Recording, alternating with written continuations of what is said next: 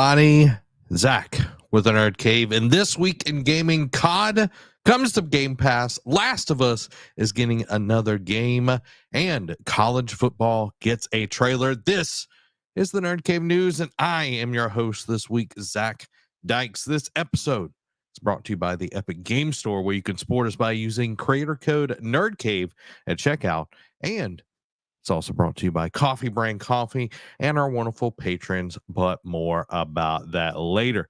Everybody tell me how you're doing down in the comments below. A little bit of housekeeping next week, next Tuesday at 7:30 p.m. Central Time is our community game night. We're going to be playing some games with everybody, so make sure to be there. It's going to be awesome. Probably play a little bit of Fallout, might play something else as well, just kind of seeing how that's going to go. But I am looking forward to getting to hop in and play some games with everybody. Hope everyone is having a great week. To the first segment of the evening, what you been playing? I have only played one game, and that was on Tuesday, and that is Fallout 76. I played a good chunk over there,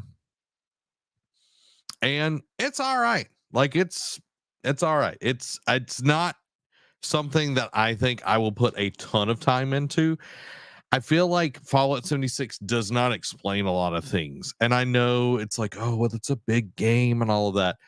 I don't have time for a game that doesn't explain things. Now, some people, I'm sure like Dan will say, well, Zach, you actually have to read you have to read the instructions you're getting in the game. And I'm like, you probably are right. I'm not even going to lie. You're probably right on that. But I don't feel like it holds your hand enough. There's games that hold your hand too much.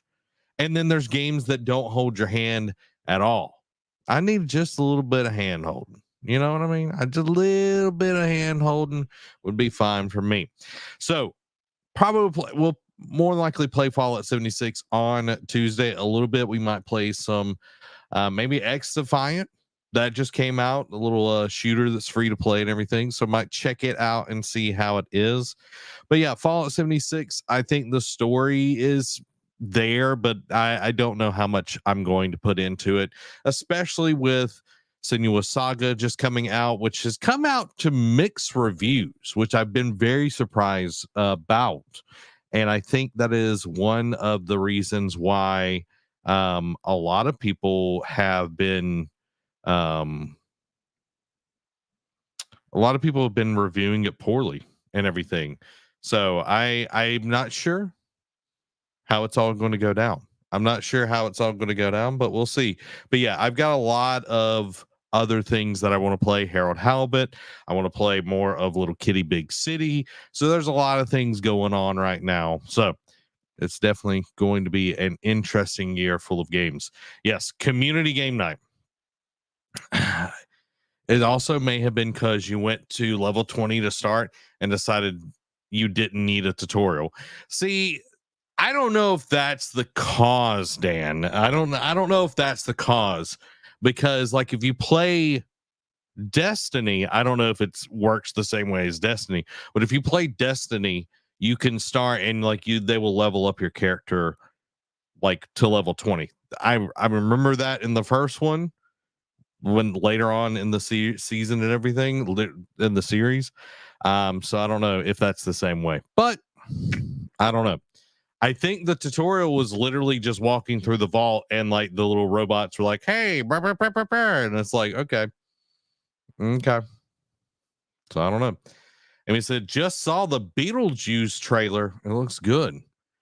I'm curious if that movie is going to be anything. Yes. I know it's Bungie and this is Bethesda, 100%. So we'll have to see if everybody else has the same issues as I had the other night. But that's what I've been playing. Y'all let me know what you've been playing. Been trying to take kind of a break on playing again. Still trying to get a little bit better on my thumb. I did get a new keyboard and mouse. I got the MX vertical mouse. It's 30 or 57 degrees vertical. It's supposed to be like a handshake. I don't know if I like it. There's some things that I do like about it, but it feels very light. I wish it was a little heavier just because I feel like my hand, like it slips out of my hand too often. That's my biggest issue with this mouse. So MX Vertical, there's another one. I think it's the MX Lightweight or something like that. It's a little bit smaller than this one, but I do like some of the functionalities. That you can program all this kind of stuff. So I like that. I also got a keyboard, which I'm not using right now because I have to have things set up a certain way. But this is the Logitech Ergo. Look at that thing. Look at that thing. For audio listeners, I'm holding up a keyboard. But yeah, I like it. It's nice. And what's interesting, instead of the like feet being on the back, it's on the front of the thing. Um so if you're standing up, you can actually like get the right thing.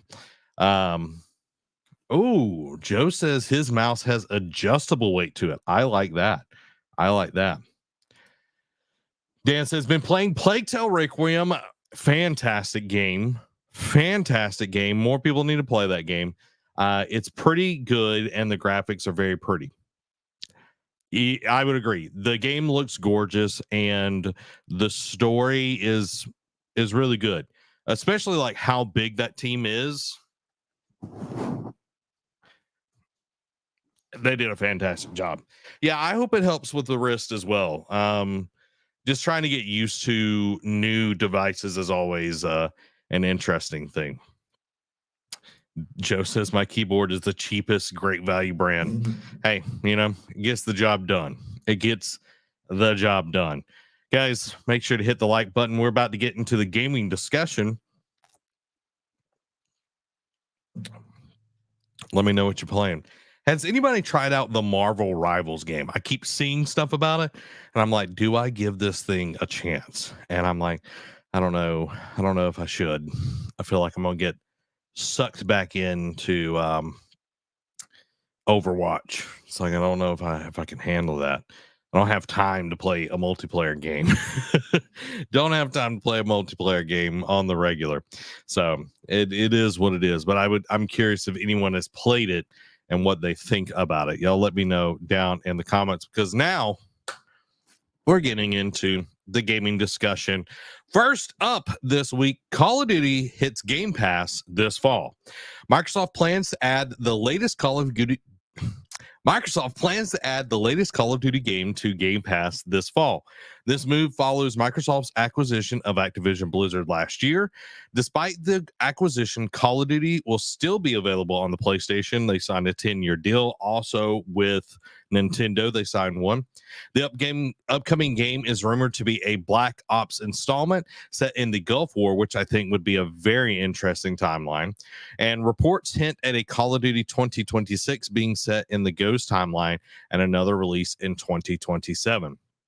So why does this matter? So this is a huge thing. I've talked about it several times, me and Derek on the show. This is a big shift in Microsoft's strategy, because this is making Game Pass a huge part of their plan. They would rather get people to buy Game Pass for several months. We did the math. It would be like $200 and something compared to $70 of the game. So a lot of Call of Duty players, they will play the game for the whole year until the next one comes out. So if I said, I can give you $70 right now, or I can give you $260, you probably would actually get, you would go for the $260. And I think that's what Xbox is doing here. Yes, PC players are still going to buy it. If they've got Game Pass Ultimate, then they can get it there. PlayStation gamers are going to get it, of course, because PlayStation gamers do love Call of Duty. So this is huge. I think this is a big shift. We talked about it felt like a Ross Rachel. If you get that reference, it felt like a Ross Rachel moment. Were they on a break? Are they, that sort of deal. But we finally got an answer, and I'm excited to see what are what they're doing and everything. So I'm yeah, I I know after last week we heard from the head of Microsoft.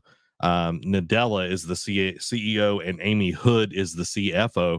That there was no line drawn. There's no red line drawn on games coming to other consoles and everything. So I think this is also another thing that they're like, yeah, we're doing this. We're making this count.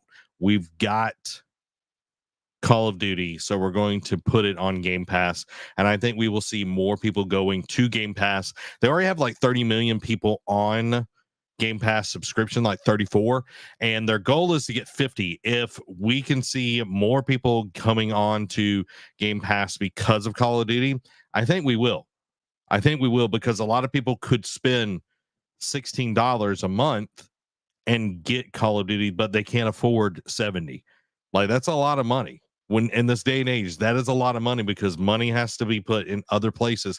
But $16, that feels a little bit more achievable than 70. But in the long run, Microsoft, Xbox is going to be making more money than they would just on a single sell. So that's kind of where everything is. I'm very curious to see how many new memberships get created because gone are the days of the dollar Game Pass deal and everything. Gone are any kind of trials. So this is very interesting. So I'm very, very looking forward to seeing what they all do there. Let's jump into the second story. EA Sports College Football 25 has been unveiled with a new trailer. The first full trailer of EA Sports College Football 25 has been released. Features authentic school spirit elements such as team entrances, bands, and mascot. New screenshots also have detailed the graphics and the gameplay. Introduces a dynasty mode, which we definitely need, and road to glory career mode, which are tons of fun. I love me some dynasty and road to glory mode. Integration of transfer portal for player transfers, and this is a new thing that we're seeing a lot more of, students transferring to different schools for more opportunity. So I'm wondering how that is going to affect possibly like dynasty mode or even the online competitive side where you get like a whole league together essentially. And if transfer portals will actually work that way. It's not necessarily trades like it is in NBA or the NFL, but I'm curious how they're going to do that. It also includes 100 plus schools offering varied team experiences, and the launch date is set for July 19th on the PlayStation 5, Xbox Series X, and S. This is so cool because we haven't got one of these since 2014. 2014, and we've got a trailer for y'all, and I am excited to see this because I haven't taken a peek at it yet. So let's take a look at the college football trailer.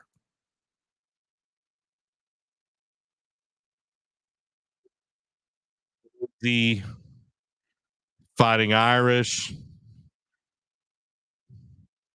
I was like, why? Okay.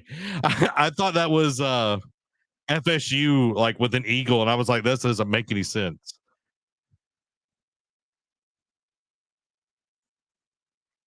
I love it. I love it. We got Welcome to the Jungle playing.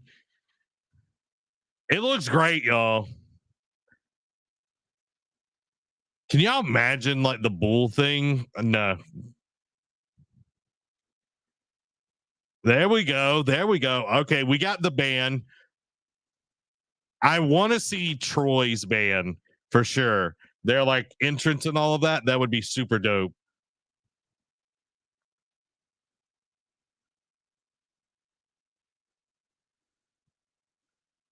Like the game looks great. Of course, like it's debug graphics setting all of this up to show it, but it does look really cool.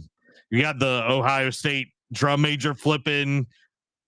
Oh, and the foot slide. Let's go. Oh, oh. What is this with the motorcycle? Can they even do celebrations like in college?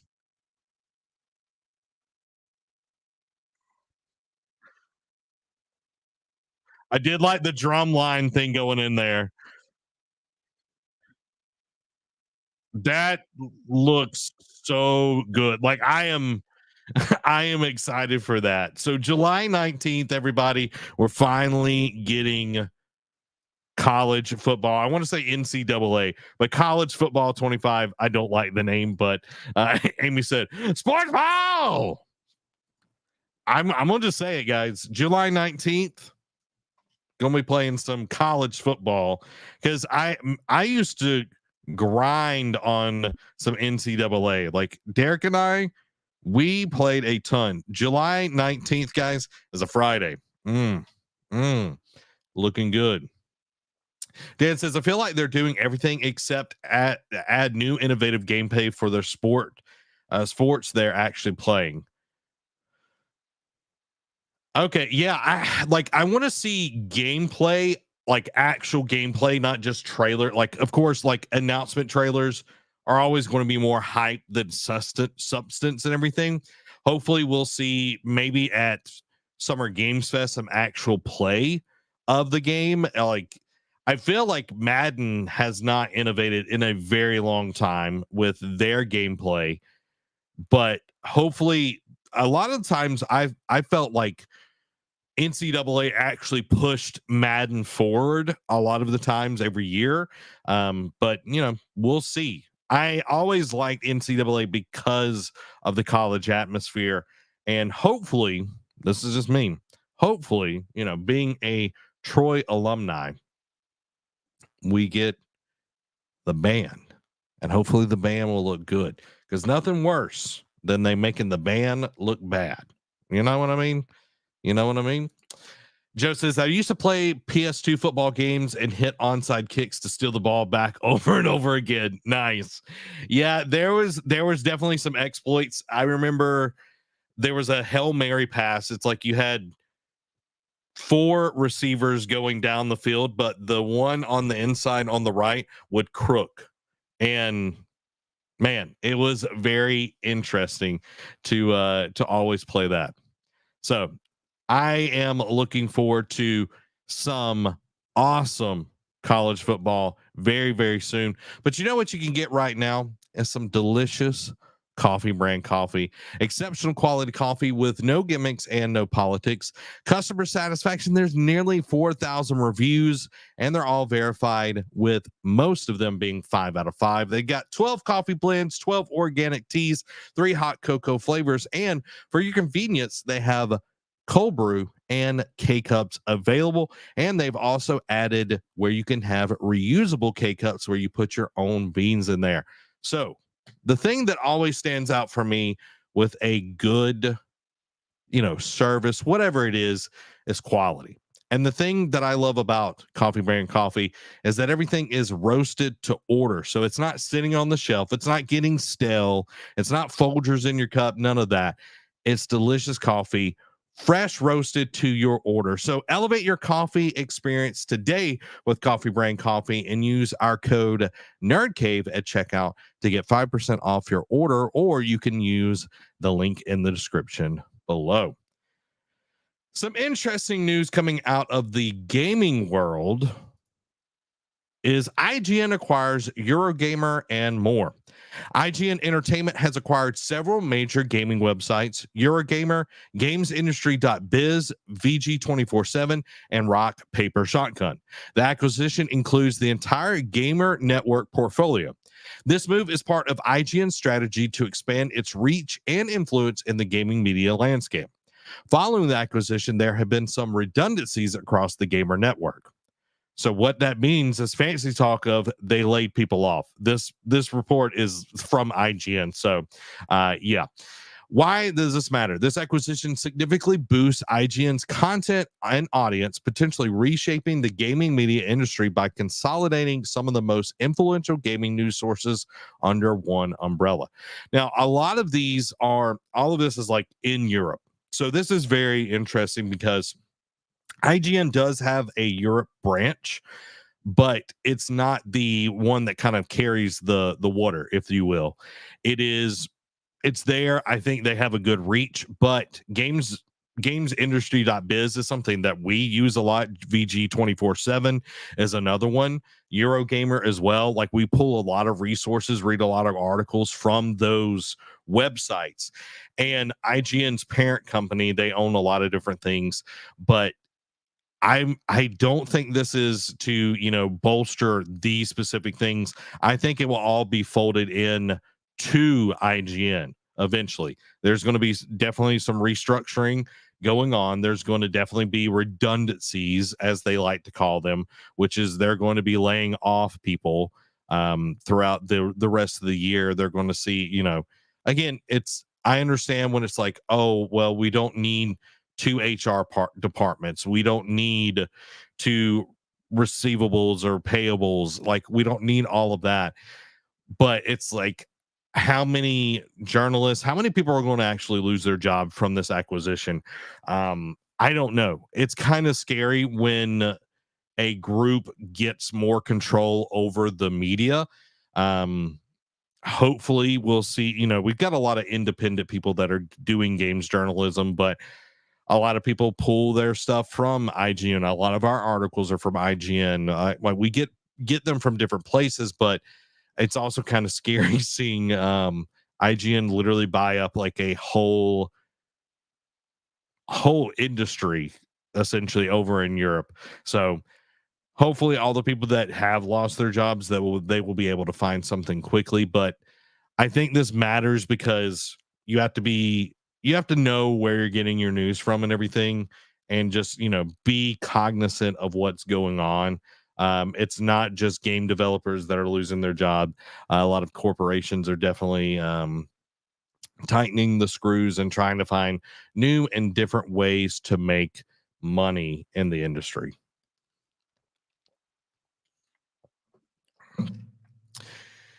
Let's move on to some PlayStation news. Naughty Dog teases game-changing project. Neil Druckmann, known for The Last of Us and Uncharted, teases a new project that could shift how the mainstream audiences view gaming. The TV adaptation of The Last of Us showcased gaming's potential to reach a broader audience, influencing the direction of the new game. Druckmann believes that the new game will continue to elevate gaming status, potentially attracting even more diverse players. Druckmann said, "This visibility excites me not only for our current project, but for broader potential of gaming to captivate a global audience. I'm eager to see how this new game resonates, especially following the success of The Last of Us, as it could redefine mainstream perceptions of gaming." Why it matters. Naughty Dog is the gold standard of story-based games. And that's not just for PlayStation, but the industry as a whole. With this new project, this could be a redefining moment for gamers. And let's just be honest, The Last of Us was a huge shift in how games were made. I remember PS3, the end of the life cycle, Last of Us came out, and it was groundbreaking. And Uncharted did some amazing things throughout the PS3 life cycle. And Uncharted 4 was a huge, huge game for the PlayStation 4. So if this could actually redefine how the mainstream looks at this, I think will be awesome. But it has to be a groundbreaking game. It cannot just be another, oh, this is The Last of Us, it's really good, and then the TV show be the thing that everybody knows. Like, yes, the TV show pushed a lot of people into buying the game and playing the games, which is great, but the material has to be there. And Neil Druckmann does a great job of writing, but I don't know how long we can go with just the Last of Us storyline. There's a lot of story there, but let's go a little bit deeper here. Okay, Naughty Dog is PlayStation's crown jewel. As much as I want it to be Santa Monica, because I love Santa Monica. Santa Monica is a fantastic, fantastic studio, God of War and all of that. But they're known for producing massive games. They're known for being the one that just sells games like nobody's business. But recently, we got a canceled Last of Us multiplayer game. Just this year, it just finally got canceled. And that was such a weird time because I don't remember a Naughty Dog game that had been that far along that we knew about as the public had got canceled. They've always come out, but that one got canceled, and there's a lot of possible reason. The game could have just not been fun. All right. And PlayStation didn't want to take a chance on a game that wasn't fun. Also, it could have been a project that nobody was passionate about because Jim Ryan was pushing live service games. That could be it. But nobody wants to play live service games. I talked about that a lot last week. Everybody's just tired of it. They want to play games that are story based. They want to play something that they can play with their friends, that they don't feel like they're getting microtransaction to death.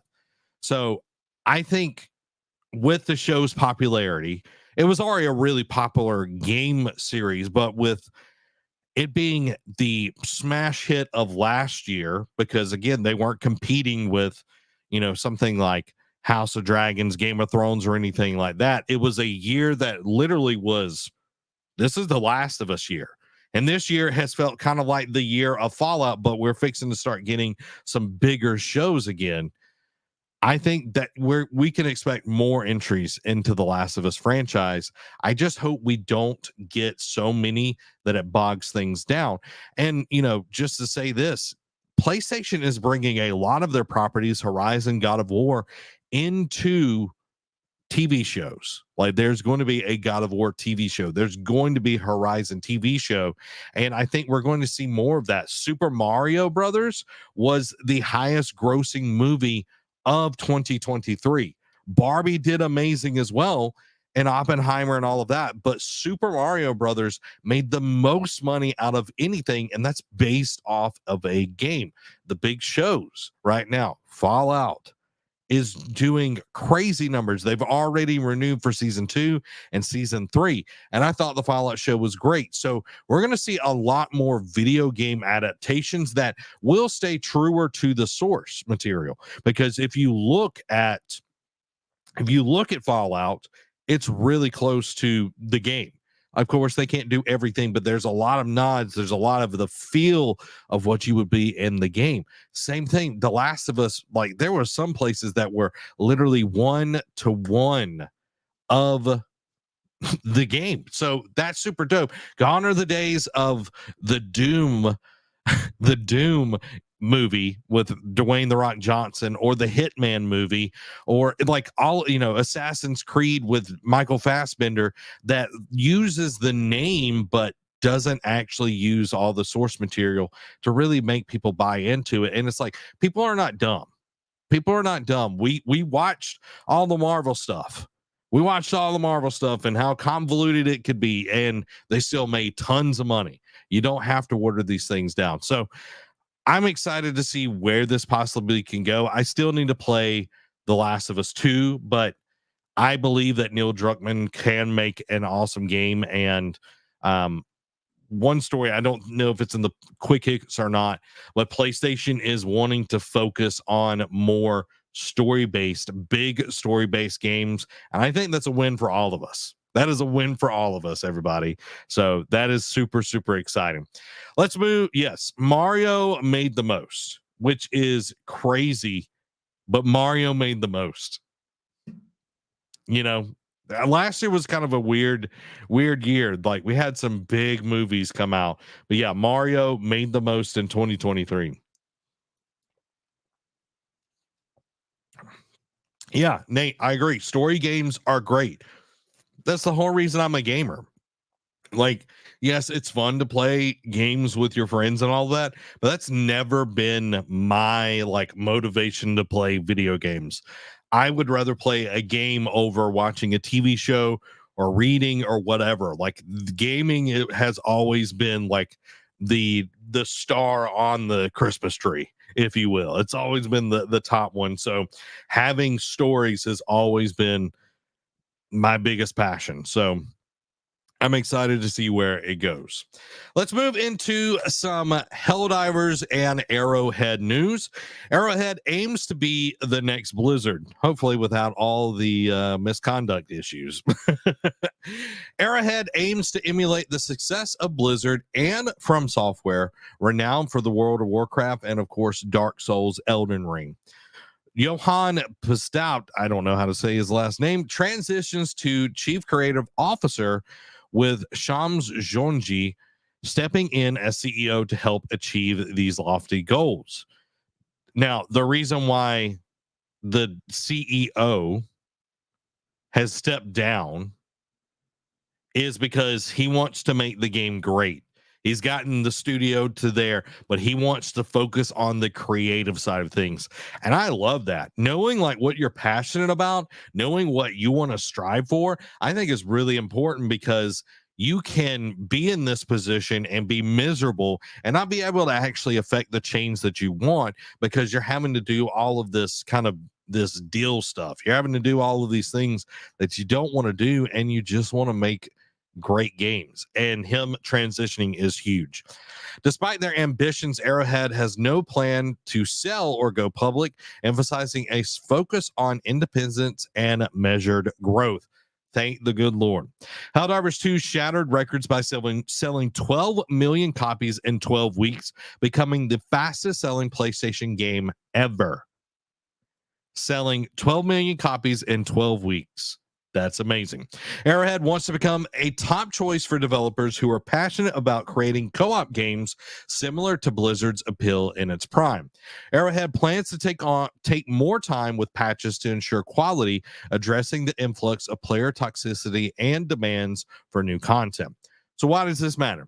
Arrowhead's ambitions and strategic choices highlight its potential to becoming a leading game developer studio, fostering innovation and maintaining a strong commitment to quality and independence. This is huge. Let's go a little bit deeper here, guys. This is huge because so many times game development companies see the light at the end of the tunnel. They see the buyout. You know, the people that are the heads of this, they say, oh, here we go. Here's a buyout. PlayStation wants to buy us. And they go ahead and say, yeah, let's do that. And then you're just like, okay. And then everything shifts. But Arrowhead is over here saying, no, we want to focus on making great games. We want game developers that want to make great games to come here and work. And that's saying a lot, especially in this climate where so many studios are either laying people off or they're shutting down completely. Arrowhead doesn't want to go public. They don't want to do that. And they want to focus on their independence and measured growth. I think that is a key misnomer right there, where it's like so many people want this explosive growth and it's not sustainable. We see it all over the industry, and that's why we've got so much crap going on. Is there is no way to there is no way to have companies have explosive growth always. I would rather have it slowly work its way up and be measured, where people can keep growing. The company can keep hiring actual good game developers to be a part of that. And people feel like they're actually safe and not worry about every day they come into the office if they're going to get sacked. And it shows, case in point, when a live service game, it does well, is when it actually focuses on the players. Helldivers 2, again, I'll say this, sold 12 million copies in 12 weeks, and it sold the most games out of all PlayStation games. Like God of War sold a ton. Spider-Man sold a ton. Like these were very successful, but they had, and again, this is also on PC and PlayStation. That's a huge, huge boom. So I think that's awesome for Arrowhead. I cannot wait to see them. And I think the small team can become something that is on the scale of Blizzard or From Software. Like when Blizzard was doing the thing, they were doing the thing. They were printing money over there. And I think Arrowhead has, as long as they keep the focus on the players, and again, it goes back to their former CEO stepping into the creative part, I think that tells you a huge focus of what this studio is all about. So I'm excited to see what Arrowhead does with Helldivers 2 and where we go in the future with it. But let's jump into some PlayStation quickies. PS4 players still represent half of the PlayStation audience 3.5 years later after the PlayStation 5's launch. Days of Play promotion reportedly set to launch on May 29th. PlayStation London studio officially closes its door as Sony reflects on Wild and Wonderful Journey. Stellar Blade Dev is considering a PC version and full sequel following strong sales. Death Stranding 2 is now entering adjustment phase that will last over a year. Helldivers 2 updates will slow down as Arrowhead wants to maintain a standard of quality. The Last of Us Season 2 will premiere in the first half of 2025. Ghost of Tsushima beats God of War to become PlayStation's biggest single-player game launch on Steam. Let's go. Love me some Ghost of Tsushima. Now, it's time for the Patreon Quick Hits. The Patreon Quick Hits are, of course, brought to you by our wonderful Patreons. Go support the Nerd Cave by getting your very own Nerd Cave membership to help us continue to make awesome shows just like the Nerd Cave, Eat, Sleep, Anime, and all the other fantastic content, just like the award-winning, the best car thought show in the world. I'll hold for applause. I'll hold. I can hear you through my ears right now. The award-winning car thought show that's every Tuesday. So if you want to support that, you want to keep the lights and the mics on, become part of the ship, part of the crew over on patreon.com/nerdcave. Thank you, love, with the claps. I know. Everybody loves some good car thoughts. I know I definitely do. Now, let's jump into the Patreon Quick Hits. Take-Two confirms GTA 6 will launch in fall 2025. GTA 5 sales have reached an earth-shattering 200 million units worldwide. Rockstar co-founder Dan Houser Rockstar's co-founder Dan Houser's new game will be an open-world adventure set in the sci-fi expanded universe. Take-Two CEO claims Roll7 Studio and Intercept Games weren't shut down. We didn't shutter those studios. Take-Two confirms update release schedule with several games cancellations, but we're not part of its core franchise. 2K confirms it will unveil a sequel to a beloved franchise next month at Summer Games Fest. I'm curious what that's going to be. If you got any thoughts, put them down in the comments. Phoenix Lab announces game cancellations and layoffs amidst company restructuring. Rumor, Total War Star Wars project is in development at Creative Assembly. Let's go. Empire at War is one of the best RTSs there ever has been. Give me another one and another one. I'll take that, sir. Thank you, sir. Valve is reportedly working on a hero shooter called Deadlock. I'm glad Valve is actually making another game. Fortnite reveals its Fallout collaboration. Assassin's Creed Shadows pre-orders are looking very strong. Larian Studios Warsaw opens its doors. It's Larian's 7th studio worldwide. I didn't know Larian was that big. I did not know that they were that big, but hey, congrats to them. Opening a studio in this climate instead of shutting one down. You got to love it. You got to love it when you actually make good games and you focus on players. It just goes to show you. X-Defiant will not feature any pay-to-win mechanics, confirms Ubisoft. Multiverses to add Jason Voorhees and the Matrix Agent Smith. Multiverses confirms new details on Battle Pass, free rewards for returning players, and new currencies. Yeah, because we got to have new currencies, so you can't use the old currencies. Yeah, that makes sense. Call of Duty Modern Warfare 3 and Warzone Season 4 Gundam crossover has been confirmed. I know Dan is about to hop on Warzone to get him some Gundam skins in there. Madden 25 sets its release date for August 16th. Deluxe editions to get to play on August 13th. Kingdom Hearts series coming to Steam next month. So all the people that love some Kingdom Hearts and you're on the PC Master Race, you're going to have a good time. Just get ready for that Toy Store world. You're going to go insane. Nintendo acquires Hogwarts Legacy port studio from Embracer Group, which I'm glad. I think that's going to be big boon for them. Insider claims Final Fantasy X remake is not happening despite previous reports. Black Myth Wukong reportedly features more than 160 types of enemies.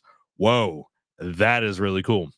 Switch exclusive Picross S Namco Legendary Edition announced along with a May 30th release date. I'm glad we've got some weird names in here.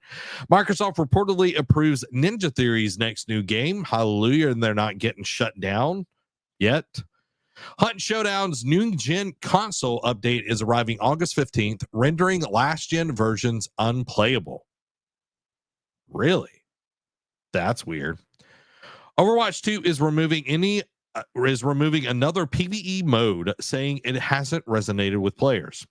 Study finds that gamers are becoming less interested in games with deep strategy. Mashiro Sakura reveals every Super Smash Bros. Ultimate character basically has the same win rate. That one's interesting because everybody has their main and they like have superstitions about them. Of course, the Wii Fit trainer is the boss of them all. Let's just be honest.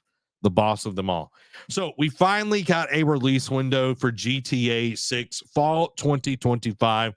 I feel like that's a little late in the year, but they're saying, hey, we are the big dogs here. We're going to be in fall 2025. All of the games that are like kind of sequelized, you got your Call of Duties and all of that. I feel like they might be quaking in their boots here. I'm also curious to see where all of these titles shake up in the fear of GTA 6. Do we see a heavier first half of the year and a heavy summer to avoid competing with GTA 6? Because as soon as GTA 6 comes out, guys, I can tell you so many people are going to be calling out of work. So many people are going to be playing on the weekends. If Helldivers is still strong by that point, I know the numbers will dip on that.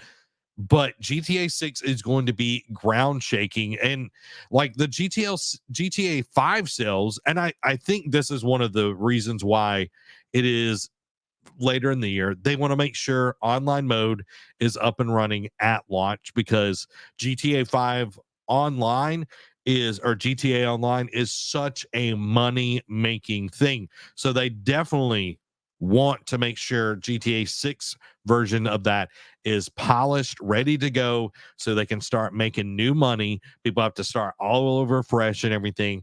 They want that. So yes, would I like GTA 6 sooner? Of course. I want to play the story. I want to see what goes on. That's my favorite part of GTA games.